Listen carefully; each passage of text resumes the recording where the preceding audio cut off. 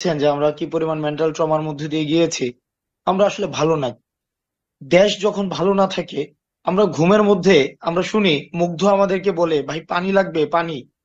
দেখেন, মানে আমরা আমাদের ভাই, আমাদের মানে এই ধরনের প্রাণগুলাকে ইন্টেনশনালি স্টেট মেকানিজমের মাধ্য দিয়ে যখন হত্যা করা হয়, তখন আপনি বলেন ভাই কেমনে আমরা ভালো থাকি? আপনি আপনি আমাদেরকে বলেন যে কেমনে ভালো থাকি? এখানে প্রত্যেকটা মানুষ, ছাত্ররা, আমরা একটা সাধারণ দাবি নিয়ে রাস্তায় দাঁড়াইছিলাম, চাকরি দিয়ে আমি কি করব? আমার এই মুগ্ধকে কি আমি কি ফিরে পাবো? আবু সাইদকে কি আমি ফিরে পাবো? এই কোটা, এই চাকরিটা দিয়ে আমি কি করব? এই চাকরির প্রয়োজন কি? আর আমি এই চাকরি দিয়ে কার গোলামি করব? যারা স্টেট মেকানিজম, প্রথম দিকে প্রধানমন্ত্রীর সাথেও কোনো বক্তব্য চাই না, আমরা চেয়েছিলাম রাষ্ট্রের একটা সচিব থেকে অথবা রাষ্ট্রের একটা কোনো ধরনের দায়িত্বশীল মানুষ আমাদেরকে একটা আশ্বাস দিক যে তোমাদের কোটা সংস্কারটা আমরা করে দিব। এই আশ্বাসটা আমরা চেয়েছিলাম, তখন তো আমরা আশ্বাসটা পাই নাই। তাহলে সেটা না দিয়ে কি করেছে? সেটা না দিয়ে নির্বিচারে হত্যা করা হয়েছে আসিফ, নাহিদ, তারপর হচ্ছে বাকেররা। আমাদেরকে সবাইকে আলাদা আলাদা সেলে রাখা হয়েছে। আমরা 6 জন ছিলাম, 6 জনকে আলাদা আলাদা সেল না, 6 জনকে আলাদা আলাদা এডিসির আন্ডারে রাখা হয়েছে। কারোর সাথে আমরা কথা বলতে পারতাম না। আমি আমি ব্যক্তিগতভাবে আমি 3 দিন চেয়ারের মধ্যে বসেছিলাম। আমাদের আন্দোলনকে এই পর্যন্ত আমরা প্রত্যেকেই, আমি এমন অন্তত 1 ঘন্টা কথা বলেছি। আমি বিভিন্ন টকশোতে কথা বলেছি। আমার কোনোদিনও লিখে মানে লিখে কোনো দুইটা বাক্য বলতে হয় নাই। নাইটকে কখনো বাক্য বলতে হয় নাই, সার্জিসকে, আসিফকে, বাকেরকে কখনোই দেখে দেখে পড়তে হয় নাই। অর্থাৎ হুম। আপনারা এটাই স্পষ্ট, এটা একটা ফেব্রিকেটেড, কমপ্লিটলি ফেব্রিকেটেড। এখানে জাস্ট আমাদেরকে বলা হয়েছে এটা পড়ো, আমাদেরকে জাস্ট বলা হয়েছে এটা পড়ো, পাবলিশ করবে না, জাস্ট পড়তে বলছে। এখানে কি আমরা বারবার জানতে চেয়েছি কি এখানে আমরা, এবং সেন্টেন্স স্ট্রাকচারও ভুল ছিল ওখানে। আমরা সেন্টেন্স স্ট্রাকচার ঠিক করেছি, যে এটা পড়ার সময় তো সেন্টেন্স স্ট্রাকচার ঠিক নাই। তখন উনি আমাদেরকে বলছেন যে এটা পড়ো, এটা কোনো সমস্যা নেই, জাস্ট রিডিং পড়ো। আমাদেরকে মামলার ভয় দেখিয়েছে, আমাদেরকে বিভিন্ন ভয় দেখানোর মধ্য দিয়ে এখানে রিডিং পড়তে বলা হয়েছে। জাস্ট আমরা রিডিং পড়েছি, পরে আমরা বের হয়ে জানি যে এখানে নাকি আন্দোলন প্রত্যাহারের আমরা কি ঘোষণা দিয়েছি। সেটা আমরা আমরা আন্দোলন কখনই, ইভেন আমাদের যখনই আমরা বুঝলাম যে আমাদেরকে আটক রাখার প্রক্রিয়া দীর্ঘ মেয়াদী হচ্ছে, তো প্রত্যেকটা জিনিস যেটা আপনারা মিডিয়াতে দেখেছেন, প্রত্যেকটা জিনিস ছিল scripted and fabricated, scripted and fabricated. এবং এটাতে ন্যূনতম কোনো কনসেন্টের আমাদেরকে নেওয়া হয় নাই। আপনি যদি ডাইনিং টেবিলের কথা আসেন, আমাদেরকে হুম। ওখানে নিয়ে যাওয়া হয়েছে, আমাদেরকে খাবার দেওয়া হয়েছে। আমরা বারবার বলেছি যে এইভাবে আমরা খেতে পারি না। আপনি আমাদেরকে গ্রেফতার দেখাবেন, কারণ 24 ঘন্টা যেহেতু হয়ে গিয়েছে, হয় আপনি আমাদেরকে গ্রেফতার দেখাবেন অথবা আপনি আমাদেরকে ছেড়ে দিবেন। এর মাঝামাঝি কোনো অবস্থান নেই। উনি খাবার নিয়ে আসছেন, খাবার নিয়ে আসার পরে সাথে সাথে দেখি ক্যামেরা। তা আমরা বারবার বলছি এই খাবার এবং ক্যামেরার এটা কেন হইতেছে? তো উনি বলছে যে আমার সাথে তো চোর বাটপারও খাইতে বসে। তো অর্থাৎ আমরা তখন এই কথাগুলোই বলছিলাম, হচ্ছে পাবলিশ করে দেওয়া হয়েছে। অর্থাৎ প্রত্যেকটা জিনিস যেটা ডিবি কার্যালয়ে ঘটেছে, এভরি সিঙ্গেল ইনসিডেন্ট ওয়াজ প্ল্যানফুলি। আচ্ছা, তার মানে আপনাদের নিজস্ব যে সিকিউরিটির কথা বলা হচ্ছে সেই সিকিউরিটি আপনারা চাননি। আপনারা কি কোনো জিডি করেছিলেন? যেটা স্বরাষ্ট্রমন্ত্রী বলেছে যে আপনারা জিডিও করেছেন, যে আপনাদের নিরাপত্তা চাই, এ ধরনের কোনো জিডি করেছিলেন বা আবেদন আপনি করেছিলেন? স্বরাষ্ট্রমন্ত্রীকে আপনি স্বরাষ্ট্রমন্ত্রীকে ওই যে জিডিতে থাকলে তো এটা তো ডকুমেন্টেড কিছু একটা দেখাইতে বলেন, আমি চ্যালেঞ্জ দিচ্ছি। আমরা থানায় যাই নাই, আমরা নিরাপত্তা চেয়েছি। নিরাপত্তা মানে ডিবি কার্যালয়ে নিয়ে 6 দিন রেখে দেয়, এটার নাম নিরাপত্তা? আমরা নিরাপত্তা চেয়েছি, কথা বলার নিরাপত্তা চেয়েছি, আমাদের পরিবারের যেন কোনো ধরনের ভয়ভীতি না দেওয়া হয় সেটার নিরাপত্তা চেয়েছি, কর্মসূচি নিরাপত্তা চেয়েছি, আমাদেরকে চিকিৎসার নিরাপত্তা চেয়েছি। আমরা দেখেছি আসিফ বাকের, নাহিদকে নাহিদকে নির্মম ভাবে পিটানো হয়েছে, আসিফ বাকেরকে গুম করে করে রাখা হয়েছে, তাদেরকে চিকিৎসা পর্যন্ত নিতে দেওয়া হয়নি। অর্থাৎ এইগুলো থেকে আমরা নিরাপত্তা চেয়েছি। এটা কোন ধরনের নিরাপত্তা? আমি খুব ছোট মানুষ, কম বুঝি, আমার পলিটিক্যালি সাউন্ড না। যা দেখি, আমি হলে ছিলাম, চাকরির প্রস্তুতি নিচ্ছিলাম, কমপ্লিটলি কমপ্লিটলি সরকারের স্তাবক হওয়ার জন্য চোখ মুখ বন্ধ করে, বাবা রাজমিস্ত্রি কাজ করে, কৃষক পরিবার থেকে আসছি। কোন ধরে এই যে এই ধরনের কাজ তো আমাদের করার কথা ছিল না। পড়াশোনার কথা করার কথা ছিল, এখন টেবিলে থাকার কথা ছিল, আমার রিটার্নের প্রস্তুতি নেওয়ার কথা ছিল। তাইলে আমরা এই ধরনের কোন বিষয়ের সাথে আমরা পরিচিত ছিলাম না। তাহলে কেন নিরাপত্তা চার মানে কি ডিবি অফিসে নিয়ে বসে রাখা, 6 দিন নির্ঘুম রাত কাটানোর, আমাদেরকে বিভিন্ন এপিসোডিক, এটা হচ্ছে এপিসোডিক ইয়ার মধ্য দিয়ে, ওই যে গ্রিক মিথোলজিতে যখন যুদ্ধ যখন বোরিং হয়ে যাইতো, বিভিন্ন এপিসোড এখানে ইন্ট্রোডিউস করা হইতো, সৈন্যরা কি হয় আরো বেশি উজ্জীবিত হয়। আমরা ডিবি কার্যালয়ে সবসময় ওই যে ইন্ডিয়ান সিরিয়ালে যেমন এপিসোড হয়, একটার পর একটা এপিসোড, একটার পর একটা এপিসোড, আমাদেরকে জাস্ট জানানো হয়েছে, নাথিং এলস, মানে কোনো ডিসকাশন না, আমাদের কনসেন্ট আছে কিনা। সবগুলো প্রিমেডিটেড ছিল বা প্ল্যান ছিল, আপনি বলতে যাচ্ছেন যে আপনাদের কোনো কনসেপ্ট ছিল না, কিন্তু আপনার বাবা মা বা আই মিন যারা আপনাদের পরিবারের দেখা করতে গেছে শেষ পর্যন্ত, প্রথম দিকে দেখা করতে পারেনি, শেষ পর্যন্ত দেখা করতে গেছে, তারা এসে বললো যে সবকিছু স্বাভাবিক আছে। দেখেন, মানে সবকিছু স্বাভাবিক আছে।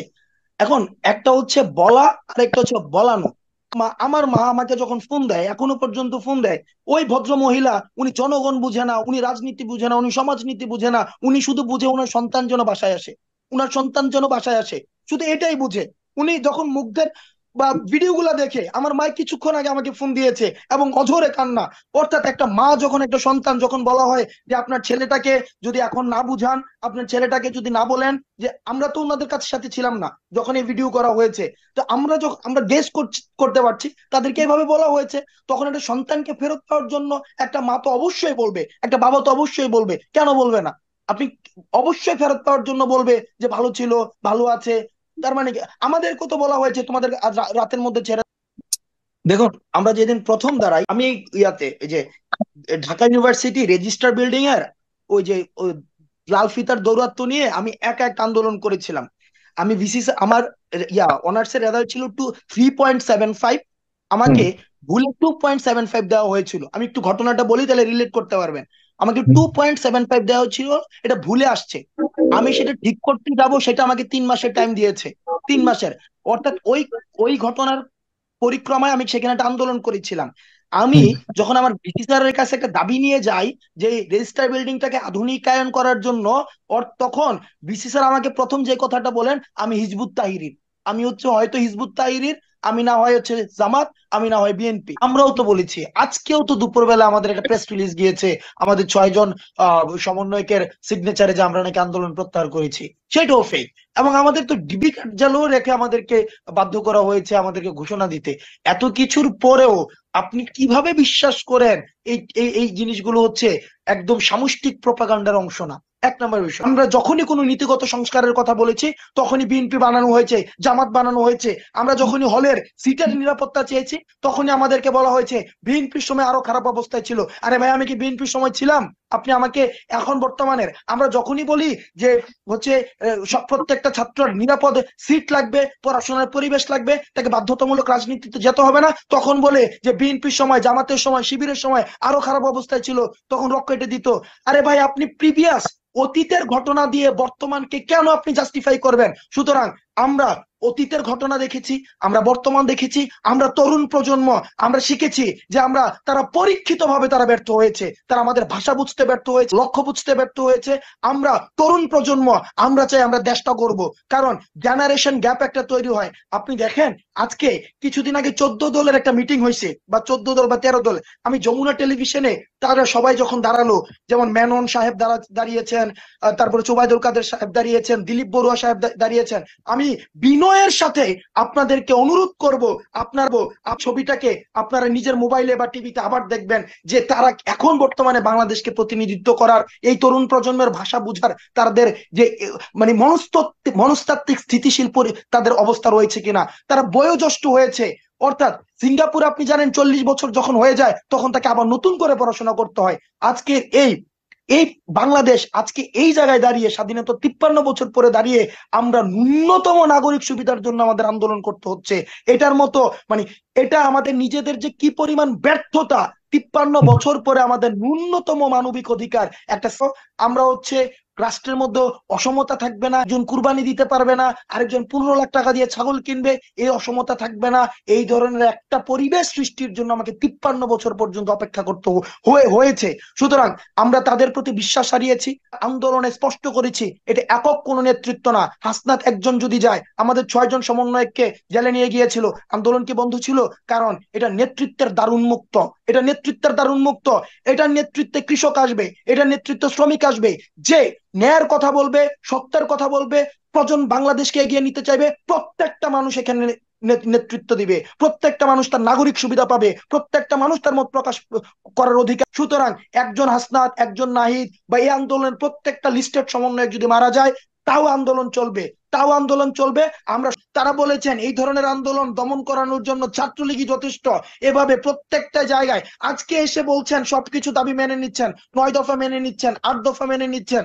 অর্থাৎ আমরা যখনই কোনো একটা কর্মসূচি দিয়েছি, ওই কর্মসূচি পরবর্তী কর্মসূচিতে না যাওয়া পর্যন্ত আগের কর্মসূচিতে কোনো রেসপন্স নাই। প্রথমে কথা দিয়ে, ব্লেমিং ট্যাগিং এর মধ্য দিয়ে, তারপরে টিয়ার শেল, তারপরে হচ্ছে সাউন্ড গ্রেনেড, তারপরে হচ্ছে রাবার বুলেট, তারপরে হচ্ছে ওই যে লোহার বুলেট, তারপরে অর্থাৎ সর্বোচ্চ পর্যায় পর্যন্ত ফোর্স অ্যাপ্লাই করে হচ্ছে, যেখানে নির্বিচারে হত্যা করা হয়ে, মানে সবকিছু একটা স্টেট এভাবে চলতে পারে না, এভাবে হইতে পারে না। আমরা বাংলাদেশে জন্ম হয়ে এটা আমাদের কাছে যখন মনে হচ্ছে আমরা জাহান্নামে আছি। আমি কমপ্লিটলি ফেড আপ, আমি কমপ্লিটলি ফেড আপ।